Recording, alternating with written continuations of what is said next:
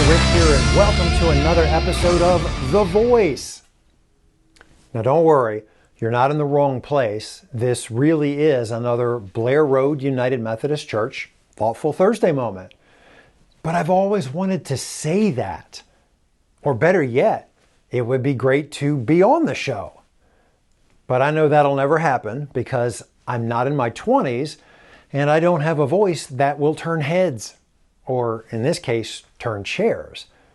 But the voices that do get the judges to turn their chairs in the hopes of getting these singers on their team are some phenomenal voices. And the voice isn't just here in the U.S. What started out in Denmark can now be found all around the globe. There literally is a world full of super talented singers.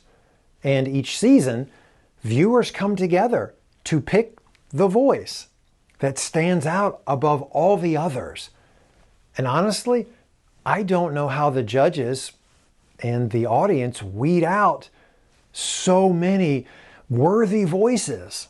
I mean, how do they pick the one voice that is the voice, the one that people will listen to, the one that influences people all over the world to follow them and vote for them online or with a smartphone? Who do they know to listen to? Well, the same thing could be said about life. There are so many voices, distractions, that compete for our attention and loyalty. Voices that praise us, voices that curse us, voices that tell us to look out for number one, and voices that try to get us to compromise our integrity. Voices that get us to turn our heads and chairs in the wrong directions. Even in Jesus' day, people were distracted.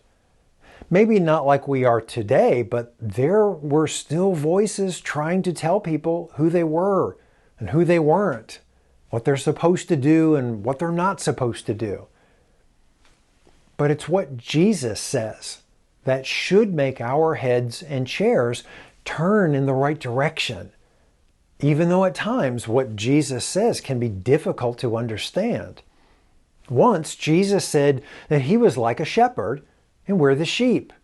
And that sounds nice because sheep are really cute. But I don't know if we should be offended or not, because sheep aren't exactly the smartest animals in the barnyard.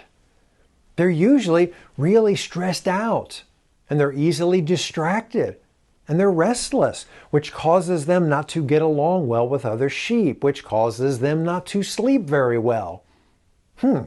I guess that describes people pretty well. And so with all the different voices trying to get our attention, and even Jesus' voice telling us we're just a bunch of stressed out sheep, how do we really know which voice to listen to? And so this Sunday, we'll talk more about Jesus calling himself our Good Shepherd and what it means for us to listen to and follow his voice. We'll also examine what Jesus meant when he called himself the door to the sheep pen. And so we hope you'll join us here in person at our 8:45 traditional service, our 11:11 contemporary service, or live stream on our Facebook page or YouTube channel, so that together we know more about the voice we should know and follow. So thanks again for tuning in, and we'll see you next time for another Thoughtful Thursday moment.